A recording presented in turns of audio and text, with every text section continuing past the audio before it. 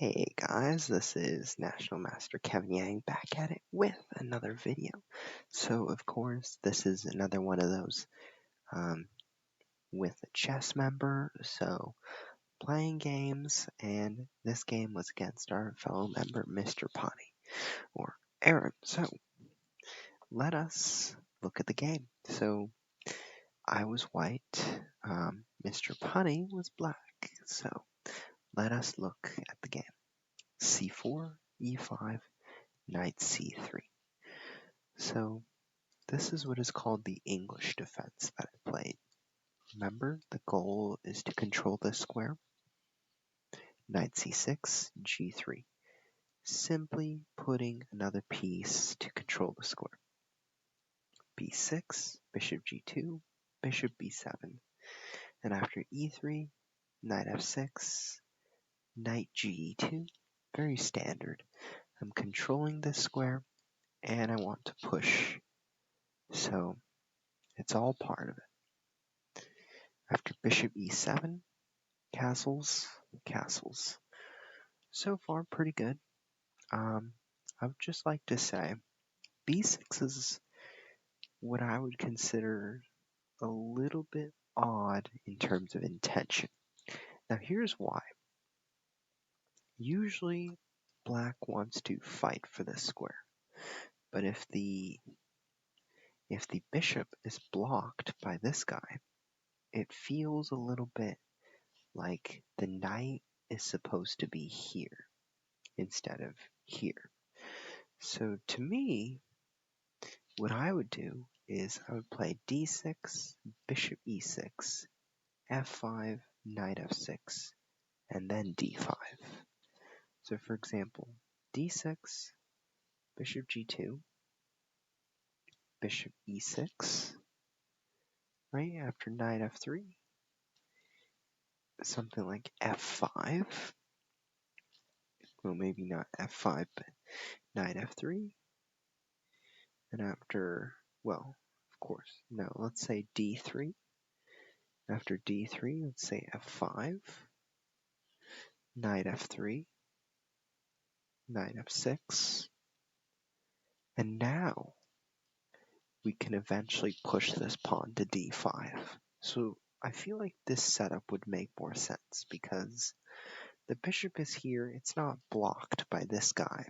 So that makes it clear so that this guy can go here. It's more flexible of a setup. Okay. b6, bishop g2, bishop b7. It is what it is. And now I play e3. Get the knight out this way and let it all proceed. And d4 comes. Now e4. Of course, our Chesco member forgot to count the attackers and the defenders. So I have two attackers and there's only one defender. So I can take and bishop takes. So I get a free pawn now. And after rook e8, I think, okay, black's threat is to move it out of the way and take the bishop. But is there any move that really harms me? And I think, no. So I continue my development. I play b3, bishop f6, and now I move the bishop. Notice how this is a very dominant square, right? We're looking this way, we're looking this way. Maybe you want to get knight f4, queen h5. That's an idea. But after knight e7, let me get that free bishop. Rook b8, let me just retreat that guy. And after c6, I start thinking, okay, I brought out the bishop for a reason. But why not bring it here, right? Eye this square. So after knight f5, I played queen d3. Let's get ready to push him as well. After h6, I'll happily take that. Queen e7, I'll happily take that. After rook d1 g6, I'll happily take that. And then, thank you for a checkmate. But okay, let's just say it was a very one-sided game after the fact that the center collapsed. So that's why the first inaccuracy is the bishop going here. Now, it's a good idea. However, let's get the knight out of the way, right? The knight would rather belong here than here because the bishop is supposed to go. The bishop is supposed to face that diagonal.